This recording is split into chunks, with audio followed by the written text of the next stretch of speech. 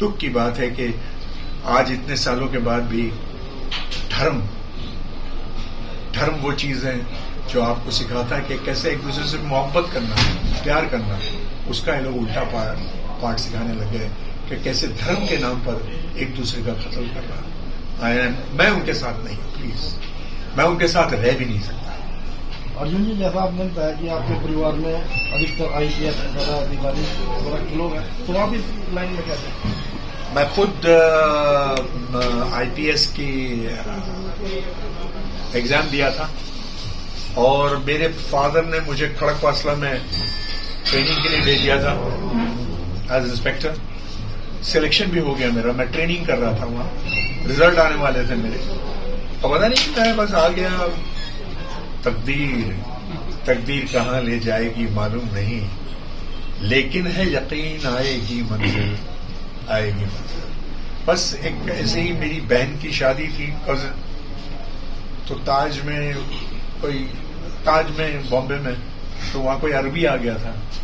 अब मैं समझा कि भाई मेरे ब्रदर इन लॉ की तरफ के हैं और मेरे ब्रदर इन लॉ वो समझे कि वो मेरे की तरफ हैं, वो बातचीत करें, खाना वाना, मेहमान नवाजी तो हम लोग के सबके ब्लड में है। बस वहां से शुरू हो गया, आगाज हो गया। उन्होंने मुझे जॉब ऑफर कर दी मैं वो जॉब लेने के लिए वहां चला गया as an immigration officer in the ministry of interior. मैं फुजैरा नाम की एक जगह में काम करता था। मैं दिल नहीं मानता था। यहाँ आया, नासिर साहब ने मुझे देखा, मुझे हीरो का रोल दे दिया, और इस तरह से मेरी जिंदगी, मैं मंजिल का मैं हीरो था, मैं और मीनाक्षी शेरशाह, लेकिन वो टर्न हो गया, डिम्पल कपाड़िया और सनी देओल आ गए और मुझे वो रोल दिया जो संजय दत्त करने वाला था। उन दिनों संजय दत्त जरा थोड़े से ब्रीडिंग करते थे, तो वो रोल मुझे दे दिया गया था जो विलन ने दिखता है। और बस इस तरह से जिंदगी, मुझे नहीं मालूम था कि उसके बाद मैं पलट के वापस कभी उस लाइन को नहीं देखूंगा। सर, सुना है कि 25,000 ऑडिशन के बाद आपका जो सिलेक्शन हुआ, आप सब 25,000 रिजेक्ट हुए ऑडिशन में और आपका सिलेक्शन हुआ, तो ये भी क्या इत्तेफाक था? 23,000 इत्तेफाक, मतलब एब्सोल्यूट इत्तेफाक। मैं आप लोगों के सबके समक्ष बोल रहा हूँ कि मुझे हिंदी नहीं आती है। आज भी अगर हिंदी का पेपर आप दे दो तो मुझे 1 दिन लग जाएगा पढ़ने में।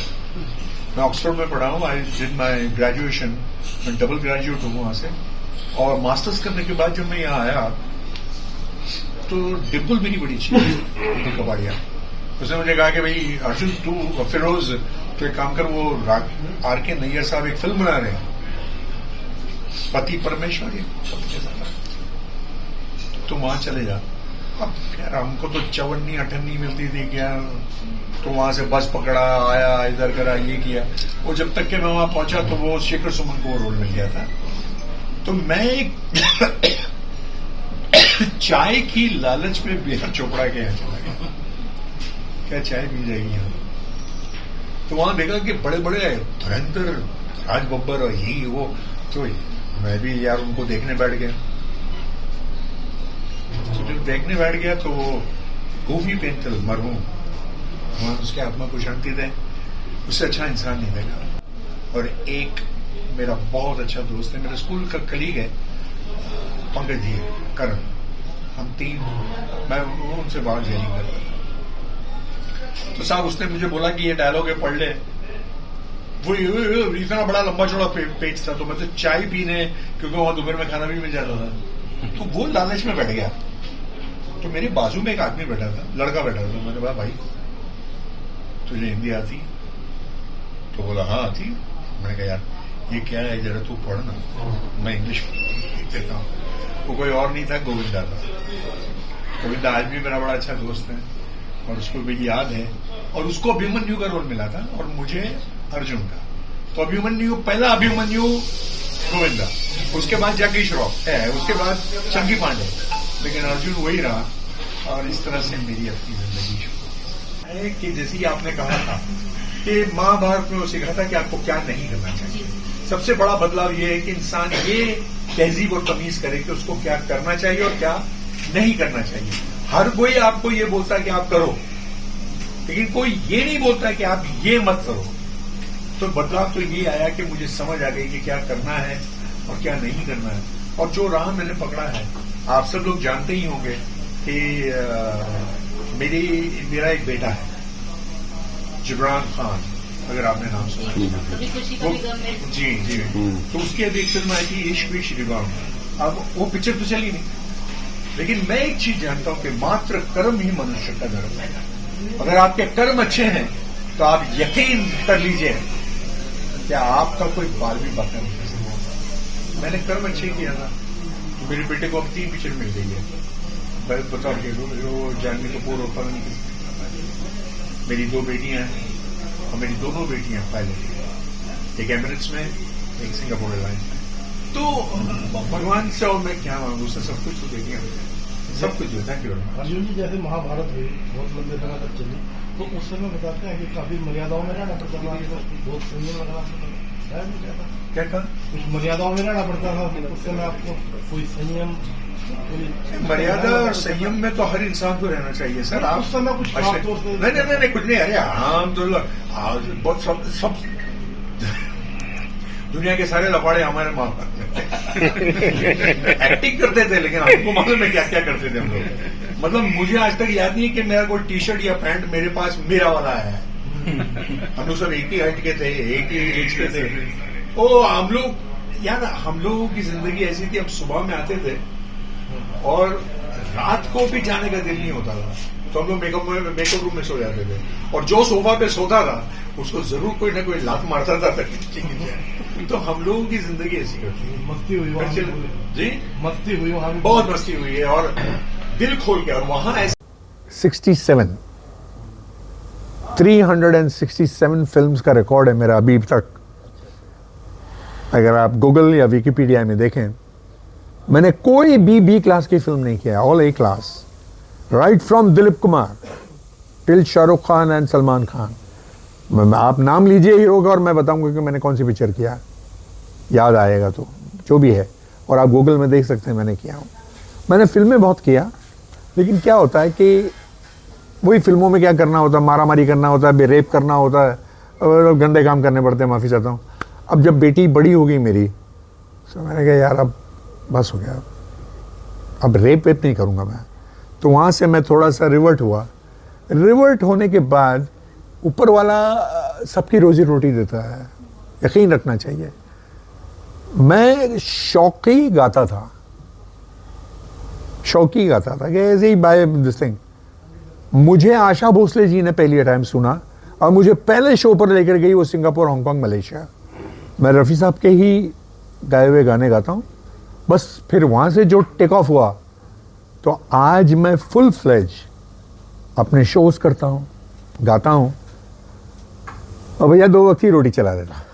मैं इतनी बड़ी तो हस्ती नहीं रखता हूँ कि मैं उनके मुकालमे या उनकी ख्यालात के बारे में बोलूँ, लेकिन जो कुछ भी मैंने सीखा है, जो भी मैंने समझा है, तो वासुदेव कृष्ण ने कहा था कि अर्जुन नर है, मैं नारायण हूँ।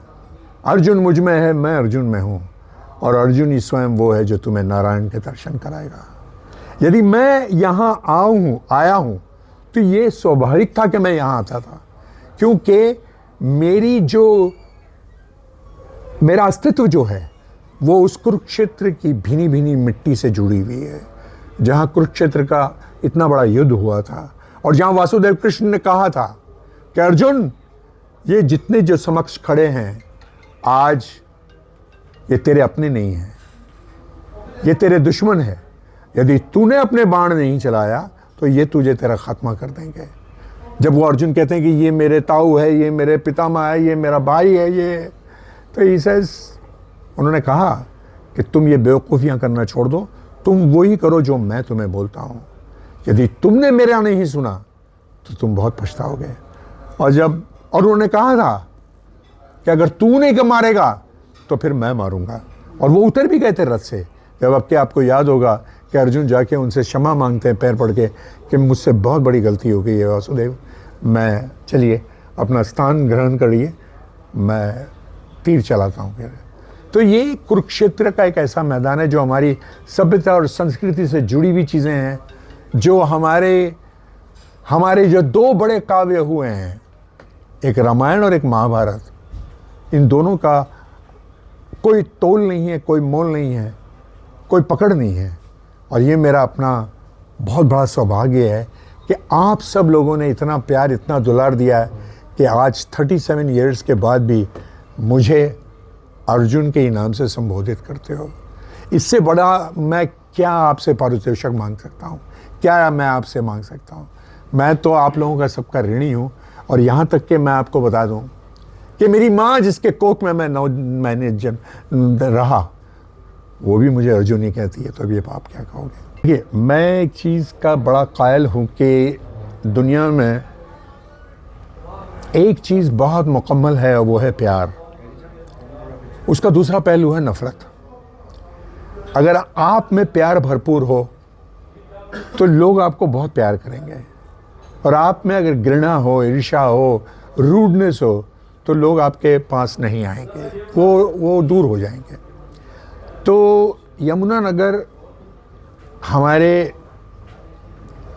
ये जो शहर है, ये गंगा, जमुना, यमुना जिसको कहते हैं, या सरस्वती, यह हमारी सभ्यता और संस्कृति से जुड़ी हुई चीज़ें हैं। इसका नाम है यमुनानगर। और यहाँ आके अगर अर्जुन नहीं खुश होगा तो कौन होगा? ये मेरा अपना सौभाग्य रहा है कि मैं आज यहाँ आप लोगों के समक्ष बैठा हूँ, क्योंकि एक मेरे बहुत ही अजीज़ और दिलचस्प इंसान है जिसका नाम है अमित, जो माशाअल्लाह आप देख रहे हो बहुत दुबले हैं। तो इन्होंने मुझे आमंत्रित किया कि भाई इन्होंने एक ऐसा कार्य कर रहे हैं जो समाज के लिए बहुत ही लाभदायक है, एंटी करप्शन। देखिए, हमारे पूज्य प्रधानमंत्री जी ने भी ये कहा है कि ना खाऊंगा ना खाने दूंगा। और जब से वो आए हैं, आप लोगों ने देखा है कि काफ़ी चीज़ों की तब्दीलियाँ हुई हैं।